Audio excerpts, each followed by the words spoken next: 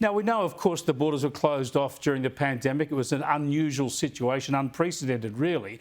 But this has just happened out of the blue. There seems to have been no consultation, no debate. We just read in the papers one day, there's 400,000 people this year. There's no debate because most Australians are against a big Australia. You mentioned you're for, but most Aussies are against. One of the fantastic things about this country is a lot of wide open space and not too many people. But our cities now are starting to look like cities like Hong Kong, where the schools are high-rise. People live like termites.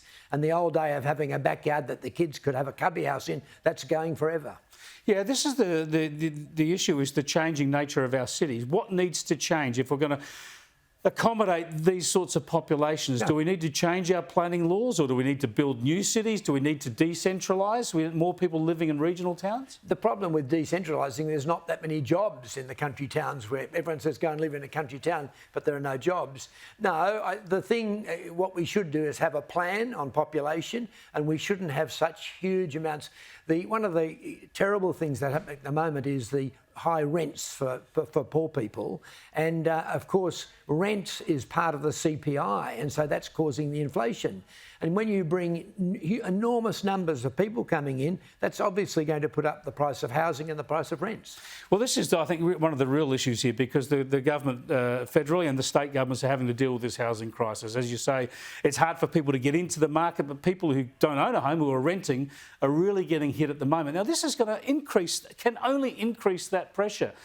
So you just wonder why we would do this to our economy, because it's people at the bottom end of the economy are going to suffer most. Look, there's no doubt why we're doing it. It's for the wealthy. It's for the billionaires. They want more money. They've got short circuits in their brains, and they just want more and more money, and they get that by donating to the political parties that support having enormous growth. That's why we've got the growth, because the wealthy make more money. Unfortunately, the poor are going to be less well off, because the wealth of our country is about the same, double the population.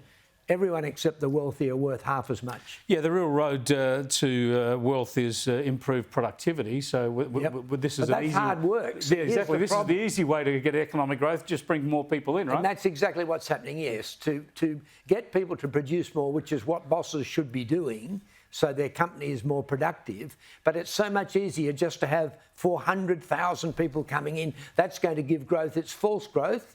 And in the long term, it's like a Ponzi scheme, because you can't do that all the time. One day you've got to stop. It's a hell of a worry. There are the environmental concerns too, what it changes to our cities, what other land is given up to urbanisation. But there's also the power crisis. We're struggling to make the transition to renewable energy. We're not going to make it the way we're going at the moment. But the more people you come in, the more electricity and energy you need to produce as well. Absolutely. And it's amazing, not even the Green Party has a population plan. No one's going to talk about it, because what they say is, oh, if you talk about population, you've got to talk about immigration. And if you're against immigration, that must mean you're racist. Now, I can tell you, I'm not against immigration. Like you, I come from immigrants. I think it's fantastic, but we should go back to the long-term average of about 70,000 a year. That's made Australia a fantastic place. To have 300,000 or 400,000 a year is madness. We'll never cope. Well, this is the point. You say, I mentioned on Big Australia. That is, I'm ambitious for the country, and I think our population can obviously grow over time. Now, if we're getting 80,000 to 100,000 migrants, as you suggest,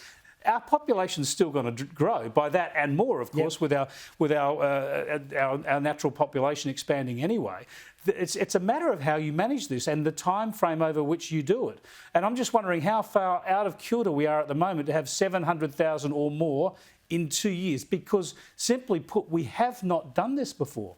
No, we've never done it, so it's going to be interesting. I think house prices will be higher and higher, rentals will be higher and higher, and you're going to have poor and poor people. You end up with this great, huge difference between the wealthy and the poor, and that's no good for any country. This is a democracy. Everyone should be assisted, not only the wealthy, the poor should be as well. And we have full employment at the moment, so at least employment looks prospective for anybody who comes here. But should there be an economic downturn in the near future, we're going to have a hell of a lot of people who we need to look after. Well, we don't know what's going to happen. We'll see. We will see. Thanks for coming in, Dick. It's always good to talk to you.